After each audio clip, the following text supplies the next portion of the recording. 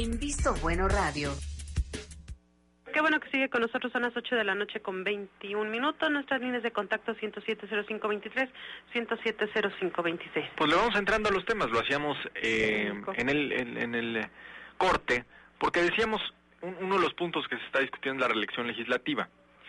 Y hay una iniciativa de un comunicador de Pedro Ferriz de Con, que debo decirlo es muy popular, el hecho de que se acaben los diputados plurinominales. Pero déjenme jugar al abogado del diablo y lo podemos platicar aquí. La representación proporcional tiene una lógica justamente de escuchar a las voces.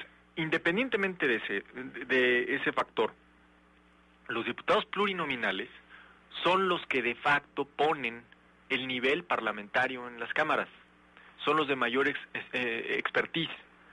Ahora, el problema, y con esto creo que nos vamos a algo más amplio en este tema de la reforma, es si estamos llegando a la solución para todo lo que no nos gusta de nuestro sistema democrático. Es decir, como no nos gustan nuestros partidos políticos, vengan los candidatos independientes. Uh-huh. Como no nos gustan nuestras cúpulas parlamentarias, fuera los candidatos plurinominales. Como no nos gusta el mecanismo o no confiamos en las instituciones electorales, vamos a aprobar la consulta popular. Creo que bajo ese rasero o con esa óptica no vamos a quedar satisfechos, cuidado, tampoco vamos a quedar satisfechos. Yo creo que este es un intento que se queda muy corto de aprobarse para todo lo que se tendría que hacer. Pienso, por ejemplo, en el tema de la segunda vuelta presidencial. A ver, una de las cosas que más ha aquejado a este gobierno, a esta administración federal, la de Felipe Calderón, fue precisamente la de arribar con un .056 sobre su más cercano contendiente, Andrés Manuel López Obrador.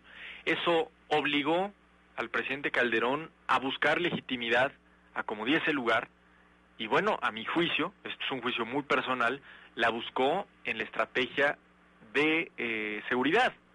Pensemos que en una segunda vuelta presidencial, el ganador llega con la legitimidad política que le conceden las urnas, algo que en 2006 pues fue verdaderamente estrecho para el que hoy gobierna este país. Uh-huh. Lo que también colaboraríamos es que al empatar las elecciones legislativas con la segunda vuelta presidencial, se crea una buena polarización, no una polarización necesariamente negativa como la que vivimos en el 2006, que tiende a crear mayorías parlamentarias, algo que desde 1997 este país no conoce. Y las mayorías parlamentarias lo que permiten es que un gobierno pueda implementar una acción de gobierno, ¿no? Una idea de por qué sendero debe transitar el país. Entonces, me parece que esta reforma sí puede contribuir a que el ciudadano se pueda sentir más escuchado, sí. No creo que estemos alcanzando los puntos más débiles de nuestra democracia. Creo que en el tema de las candidaturas independientes podemos morder el anzuelo e ir detrás de la zanahoria y pasar por alto que, un punto fundamental, decía una película que para estos efectos es muy explicativa, Follow the Money, ¿no? Sigue el dinero. Y para el tema de las candidaturas independientes no hay que pasarlo por alto. ¿Cuál será el esquema de financiamiento en caso de aprobar las candidaturas independientes? Por no hablar de los personajes oscuros que podrían ser candidatos independientes. Pero pensemos en un candidato virtuoso, en un hombre reconocido e inteligente. Pienso en Jorge Castañeda Guzmán, un impulsor de este tema que incluso ha ido a la Corte Interamericana de los Derechos Humanos. ¿Quién lo va a financiar? Si no es a través de, como hoy, a través de las prerrogativas. ¿Cómo se va a financiar una candidatura independiente? ¿Y a qué interés va a responder? Vamos a tener 50 candidatos independientes y van a estar financiados por prerrogativa pública. Exactamente. Y otra más práctica. Imaginemos que hay 500 candidatos independientes a diputados. Eso es un escenario, 500 candidatos. Y los 500 ganan. ¿Qué fracciones parlamentarias van a ser representativas del Congreso? No va a haber, ¿verdad? Entonces, tendrían que conformar bloques de candidatos ganadores independientes, lo cual nos dejaría en una situación similar a la de hoy, pero sin plataformas ideológicas de partidos políticos. Totalmente, digo. Vamos analizando el tema, por ejemplo, de la representación proporcional, que son los llamados plurinominales. Ahora, este ejercicio, nosotros si nos remontamos un poco al tema de la historia, esta figura surge a partir de la consagración de nuestra Constitución de 1977, justamente cuando esas minorías, que eran violentas y muy exigentes para reclamar muchas situaciones, pues lógicamente se trató de que hubiera una configuración para poder ser escuchadas. México en ese entonces, en 1977, tenía la imagen de un país represivo, autoritario en su sistema, como se ha manejado en muchísimas ocasiones, pero que a partir de esta consagración de los diputados de representación proporcional, a partir de insertar la representación proporcional, pues lógicamente le estás dando voz a esas minorías. Ahora, tú tienes una Cámara que tienes 300 diputados que son electos de forma directa. En el país tienes 300 distritos electorales uninominales, que es así como tiene la división pactada del Instituto Federal Electoral. Y otra que tienes 200 diputados de representación proporcional, que son electos de igual forma, de manera indirecta, a partir de una fórmula que tiene el Código Federal de Instituciones y Procedimientos Electorales, el propio COFIPE. Y que para poder acceder a las posiciones de representación proporcional se dividen en 5 circunscripciones que tiene nuestro país, y que en base a la votación que se haya emitido en cada una de esas circunscripciones y la votación nacional, van accediendo a las posiciones de representación proporcional. Y es como se van construyendo la representación proporcional para que se vaya integrando la Cámara. De forma directa tú vas a tener del voto directo de los ciudadanos 300 diputados y otra parte de 200 que van a generar el equilibrio en la Cámara. Tú lo dices muy bien, Pepe.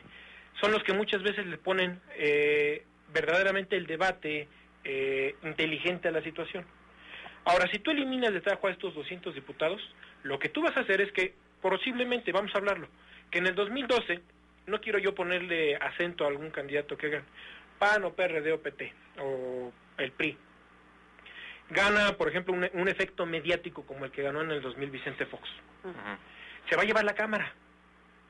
Va a tener, no 300 diputados, ponle, pero sí 180 o 200. Con eso ya se mayoría. Va a poder hacer una mayoría que le va a permitir hacer reformas, cueste lo que cueste.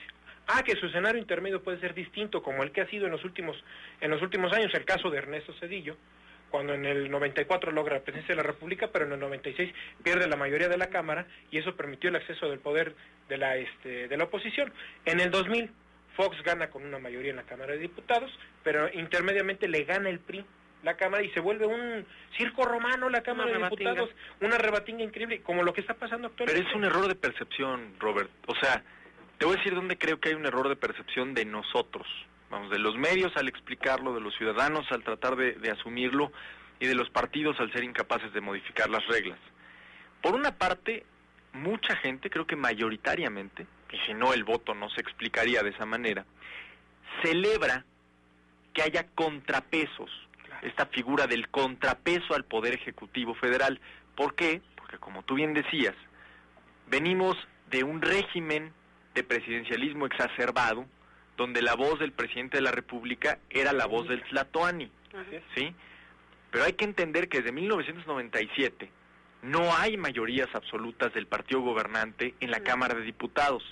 Y la mayoría simple, que es el escenario que yo puedo prever para quien gane en el 2012, la mayoría simple, es decir, la mitad más uno, obliga también a la negociación. No te garantiza las reformas constitucionales. O, como hemos visto en el caso de Calderón, puedes tener mayoría en una Cámara y perderla en otra, como la conservó en el Senado y la perdió en la Cámara Baja. Ahora, creo que al votar, la gente también, y me incluyo, tendríamos que estar analizando esta situación. Es decir, ¿qué tanto nuestro contrapeso es también una piedra en el zapato para la democracia competitiva y para la democracia que es gobernable? Suena muy bien tener un contrapeso, sí, pero ¿hasta dónde que no te permita implementar acciones de gobierno para que más allá de si funcionan o no, sea el ciudadano en la urna, en las urnas, en la soledad del voto, el que pueda definir si le concede otro cheque en blanco a ese partido político o se lo quita. Ahora, aquí hay una situación. Vamos a identificar estación, son las 8 de la noche con 31 minutos y regresamos con más. Escucha.